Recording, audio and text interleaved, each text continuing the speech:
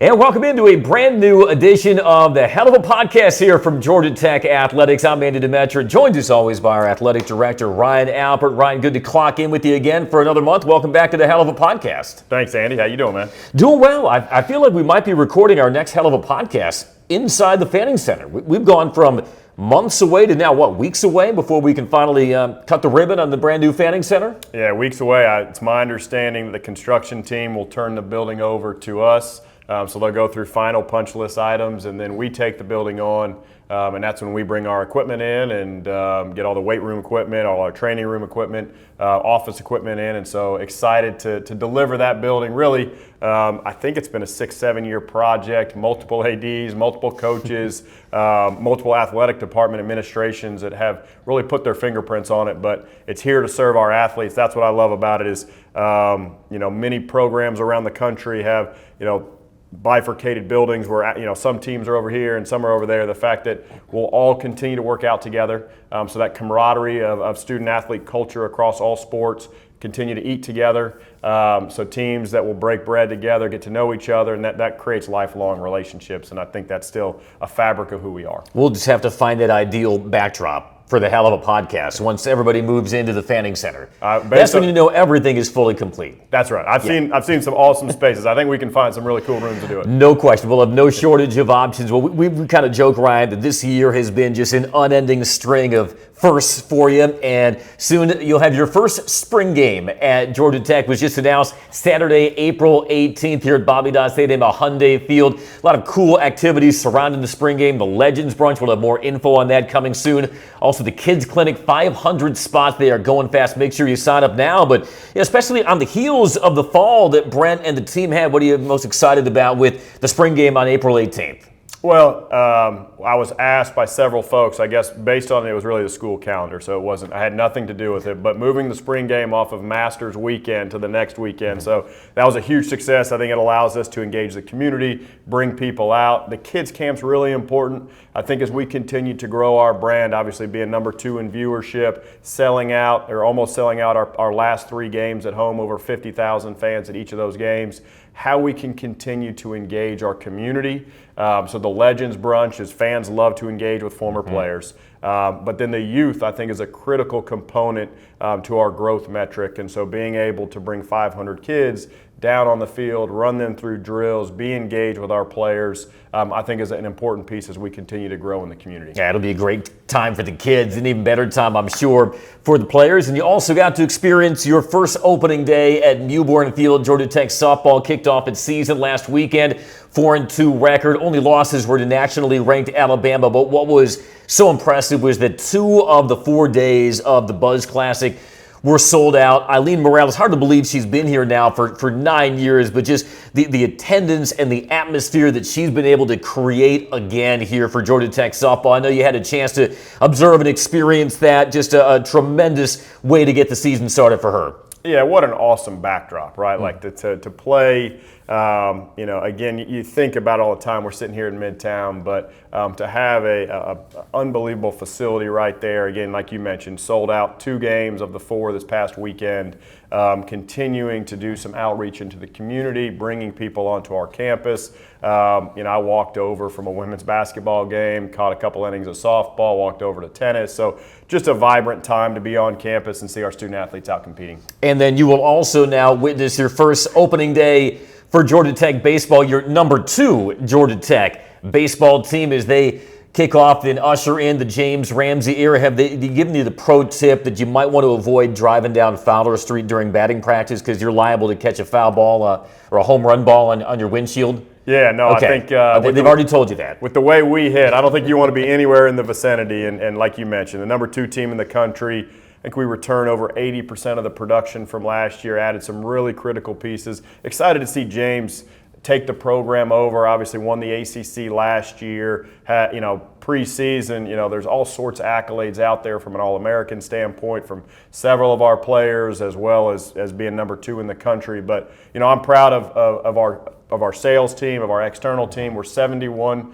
percent up in season ticket growth as we continue having 2 sellouts in softball, 71% up in baseball. What we're trying to do in football and basketball, our ticketed sports, as we bring people in, increasing the fan engagement, increasing our revenue opportunities, growing the bucket so then we can invest back in our programs to see success. Yeah, it's an amazing number, 71% increase in season tickets. Of course, it all starts with the 3-game series on Friday versus Bowling Green. Tennis and golf, their spring seasons are underway, and also swimming is getting ready to host the ACC and NCAA championships later this spring. 4th time that Georgia Tech will host the men's swim and dive national championships, 3rd time hosting the women's swimming and diving national championships. And how do you see this being able to showcase even more, Ryan, what Georgia Tech athletics is all about? Well, let me get back to golf. So Bruce just showed back up, from Hawaii and brought me some coffee. I said, well, next year I'd like an invitation to go to Hawaii with the team. But no, our teams are competing right now, like you mentioned. It's exciting to see them all out there. But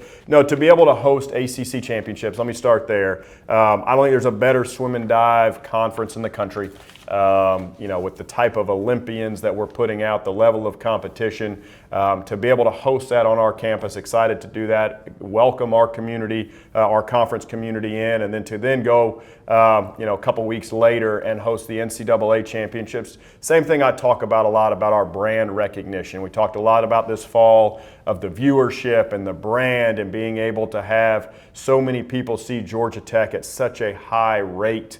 From a football visibility standpoint. So then to turn around and host, your ACC and conference championships to the NCAA championships, welcoming those people to Atlanta, into our facility, onto our campus, and then also the visibility, from TV side. Again, it just speaks to, our growth and who we are as an institute. How was the coffee, by the way? Bruce. He just dropped it off, so I'm going to have some tomorrow morning, but it looks great. Well, we'll have to wait for the next hell of a podcast to get the full review of your coffee. Maybe I'll bring a cup. We can share it. Well, there we go. Yeah. We might have a new sponsor for the Hell of a Podcast. Also, our first sponsor for the Hell of a Podcast. But no, don't want to neglect golf, because perennially a national championship contender, and they're kicking off their spring season as well. So we touched on the spring game, Ryan, April 18th, which leads us into season tickets for 2026. The renewal deadline is Monday. And I know Georgia Tech fans have been inundated with notifications and reminders and, podcasts urging them to renew their season tickets. And sometimes you get so many of those reminders that it has the opposite effect, where you sometimes put it off to the side, or even worse, you may roll your eyes. But Ryan, why is it so important right now for Georgia Tech fans to renew or buy their season tickets right now? Yeah, it's critically important. So our goal is to have a 90% renewal rate, which would be one of the top in the country. So what that means is our current season ticket holders, those that have been around for 30 years or 5 years or 2 years, or those that bought new last year, to be able to retain 90% of those folks. And then we have an aggressive goal of trying to sell 5,000 new season tickets this year. Again, about growing the fan base and continuing to invest in the success. And so as we continue to grow our fan base, obviously it helps us grow our resource, be able to budget and forecast and plan accordingly. But at the same time, last year, as we called them, sprinting towards a sellout each game, the larger you can grow your base, then your sprints and what you're trying to gain from a fan base on a single game standpoint gets smaller, which then allows you to do a little more promos. You can do some, pricing that can be aggressive. Obviously, we have a great home schedule. We're going to start off with Colorado in week 1, and then turn around and play Tennessee in week 2. So securing your season tickets, one, allows you to come to our premier home games. We asked the fans if we wanted to keep the Tennessee game at home. They all said they wanted to. So now my expectation and hope is, one, we're going to have a high renewal rate and be able to sell new season tickets to those folks that want to come down to the Flats and enjoy a tremendous Saturday experience here. And then as we talk about growing beyond just our students are going to be a critical component. I've got full confidence we'll sell out of our student allotment when we go on sale. But that's why we're doing the kids camp, and that's why we're doing the Legends brunches, to continue to prospect and bring more people into the fold. You'd mentioned the Colorado and Tennessee games, and those will be competitive tickets. But this is the time to kind of sharpen those elbows and box out and make sure that what you see at Dodd Stadium, a Hyundai Field, in those home games, looking out into the stands, it's all white and gold. Yeah. And so that's another critical piece of this, that if you get your season tickets, either buying or renewing right now, it ensures that you will be seeing less of the opposing team's colors for some of those premium matchups in Atlanta. And we saw just how much having a partisan crowd for Georgia Tech helped this team this past fall. You look at Clemson maybe as the shining example of that you want to see duplicated as you welcome in teams that have really good traveling fan bases. No, you're exactly right. I'm glad you mentioned that. As you think about the home field advantage that we were able to create and being able to win so many games in a row at home, I think it's because of what our fans have been able to do. I think our players feed off of it. I know the Pitt game didn't end the way we wanted, really didn't start the way we wanted to, but the atmosphere that I saw in that game of what we can create here in Dodd Stadium at Hyundai Field is incredible. And so, that's our goal. I was so impressed, and I think the fan base, I heard it from so many of our donors and fans and season ticket holders of how little Clemson Orange was in the stadium, and that it was all us, and which is what it's supposed to look like every week, right? Yeah. And so that's why we're having such an aggressive approach. And what we'll do, season ticket holders, it's not only critically important to be able to make sure you're getting your place in line for the reseeding in 27, but season ticket holders, they got first right and access to the Bruno Mars concert tickets. They're going to always, anything that we can do to incentivize and reward our season ticket holders, we're going to do that. And so same as when we go on sale with our single game tickets for all of our home games, but certainly our premier ones, we want those to go to our season ticket holders first in case they want to host people or invite friends that are going to be cheering for Georgia Tech. And we're talking about the 2026 football season, but we also do this with an eye toward 2027 because that will be the first year of the new and improved Dodd Stadium, the result of the Full Steam Ahead initiative, and you have to have your season tickets for 2026 to get the first option for best seats for 2027, which leads us into the Dodd Stadium upgrades. You wrote about that in your latest letter to the fans, including some updated renderings. And what was sort of the guiding principle of these upgrades that you will soon put into effect at the end of the 2026 season, building towards, like we said, 2027? Yeah, I've said from day one, and obviously I inherited the plan was somewhat, there was already a lot of momentum around the Full Steam Ahead campaign and the renovations that we were going to make. And so we've made some adaptations, we've made some tweaks, but the bulk of the plan is still the same. Is we want to create a world-class fan experience. We want to invest. Look, the football program is our economic driver. We have to continue to create premier experiences for all of our fans. We have to enhance the fan experience, improve the video board, improve the sound system, improve all of the game day things. We'll see a significant amount of improvements this coming season, even before the 27 season and the construction, because we always are looking to improve. But certainly as we get to the major renovation, so as soon as we finish next year, hopefully hosting a CFP game at home, we will go, right into, demolition of many of the areas around the stadium to be able to ensure we're opening up we talk about in our meetings all the time, we have one of the most historic venues in all of college football. It's a cathedral of college football sitting down here in Midtown. How do we modernize it for our fans? How do we continue to invest in that fan experience as we continue to ask our fans to do more, whether it's to buy new season tickets or renew tickets? What are we doing to meet them where they are and provide that tremendous experience? No athletic director ever wants to delay the start of a construction project, but I think you mentioned the exception. Yeah, that we can delay the demolition if it means Georgia Tech being able to host a CFP first round game, or so that goes. So we'll just have to take that as it comes. I know one of the centerpieces of the brand new Dodd Stadium at Hyundai Field is the premium seating in the expanded and enhanced premium areas, but I think you also can acknowledge not all Georgia Tech fans may partake in premium seating, and so it's maybe natural for those fans to wonder, well, how does that benefit me? But the point you want to make, Ryan, is that those types of experiences that you're creating and the revenue that can come from that, it will, in a sense, benefit all fans. Explain that. Yeah, no, it's an investment in our entire fan base. And so, if you look at, the modern facilities in our community, whether it's State Farm or Truist or Mercedes-Benz, they have a multitude of different premium products. And so then consumers, our donors and season ticket holders have the opportunity to self-select in. So again, we're not asking everybody to carry the burden, the financial burden, but if you have an interest in improving your game day experience and wanting to have access to a premium area, you have the ability to pay into it. And then also, as we continue to diversify and add new premium products into our venue, it also should reduce our capacity at some level, which then should reduce our lines at our concession areas, should be able to reduce our lines coming into stadiums. But those are things we actually have instituted a study.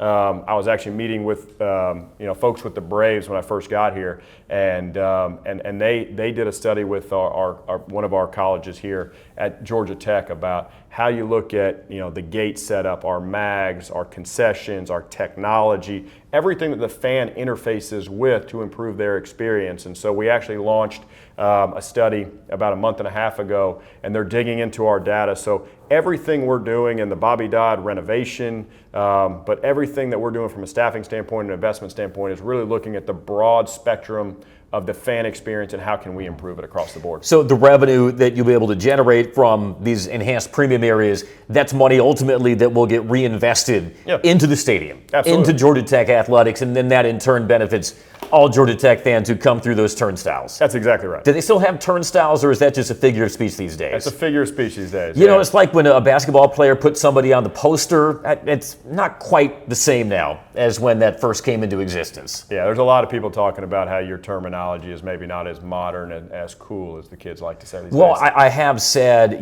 turn off your notifications tonight because that might be a GIF. So I try to keep up with the youth here in my play-by-play. Yeah. But, one thing does remain. The more your team wins, the better everybody thinks you sound. That's right. One last question, Ryan, is we're on the subject of the Bobby Dodd Stadium upgrades.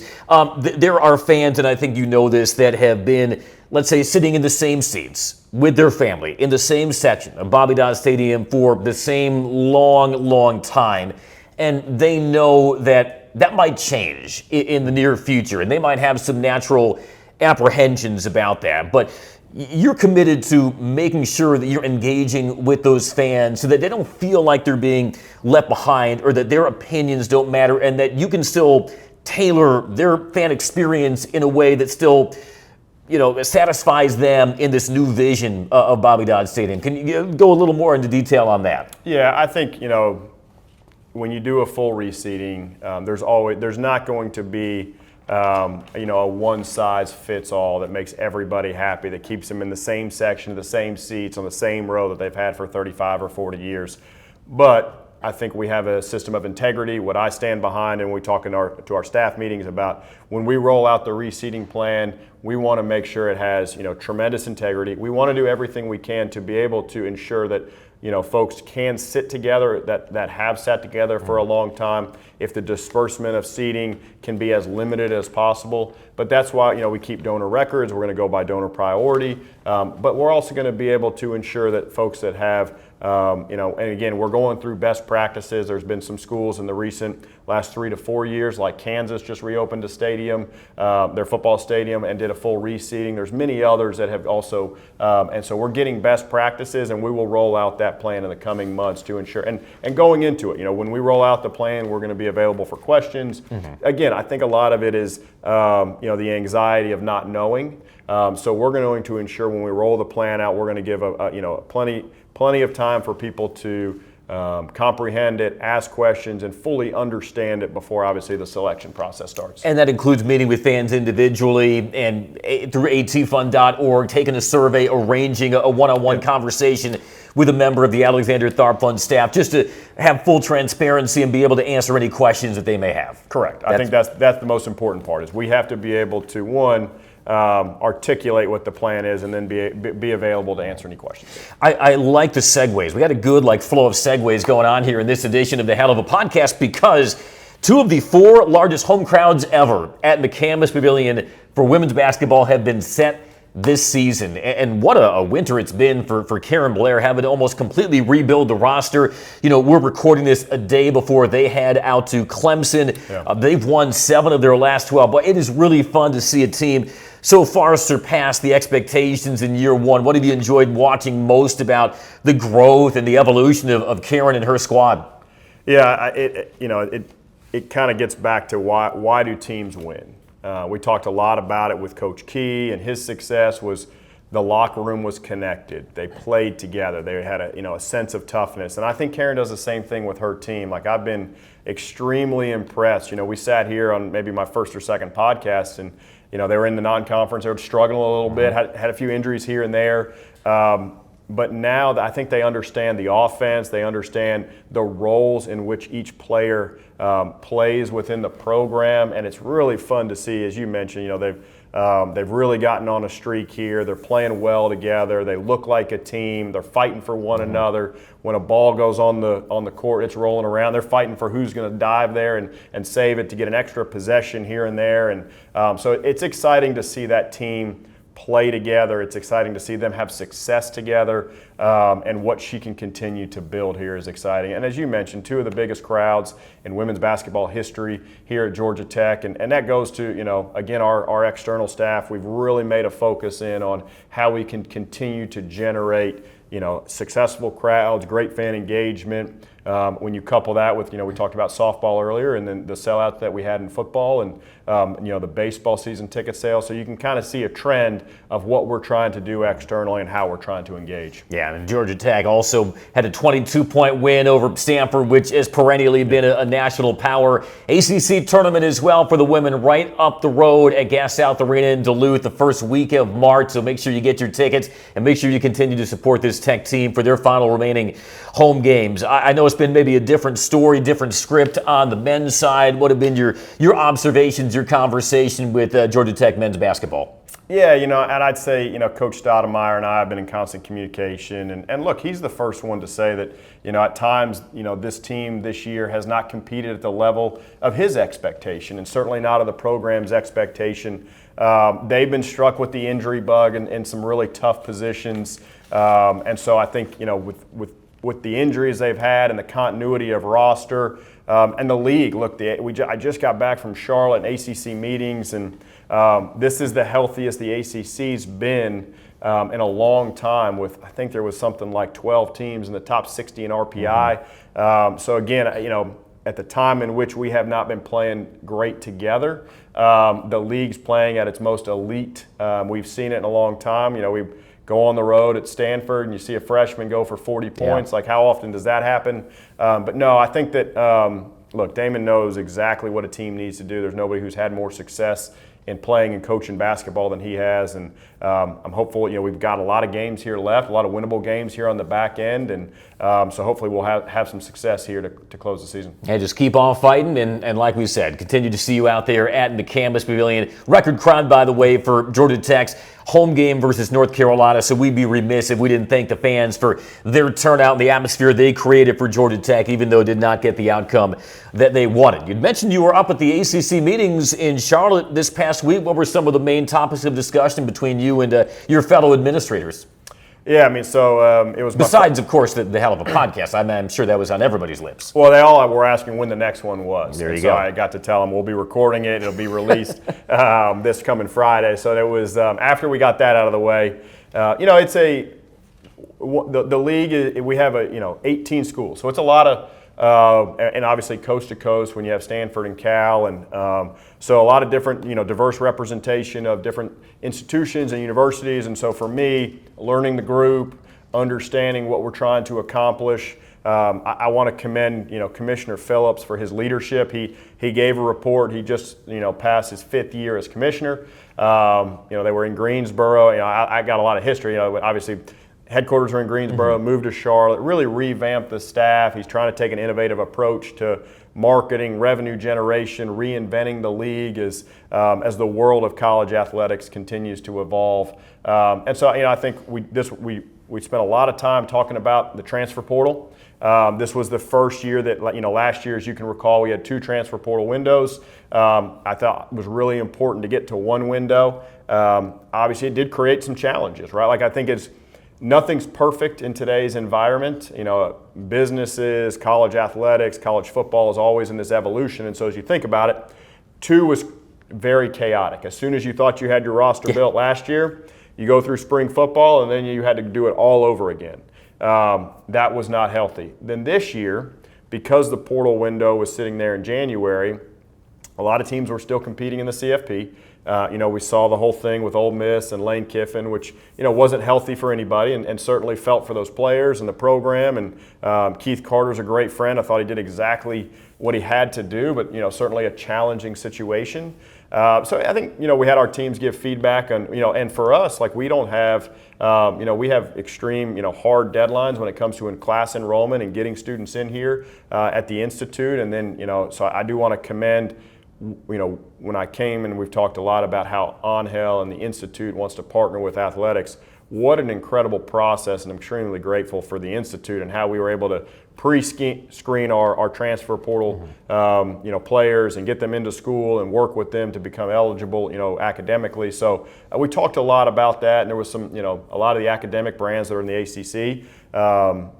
Does the portal window need to stay where it is? Do we look to shift it later, more aligned with the calendar? But then what does that do to teams and rosters that have players that are there? So really healthy dialogue. But what I thought was best is the fact that we just went through it. The ACC was proactive, talked to all of our coaches, got their feedback. What did they see? How did they react with it? Or what was their reaction to this portal window? And then what can we do moving forward? And so we have a representative, Dan Radakovich, who's the former AD at Georgia Tech, AD at Miami, is on the rules committee for football oversight. And so they'll take our feedback and really see, should we adapt, should we evolve? We talked a little bit about football scheduling and how we need to adapt, but also talked a lot about the success initiatives. This is the first year, so going over, obviously Miami's extreme success financially, making it all the way to the championship game, but we were right there, as the number 2, tied for number 2 in the not only viewership but the success initiative behind Miami.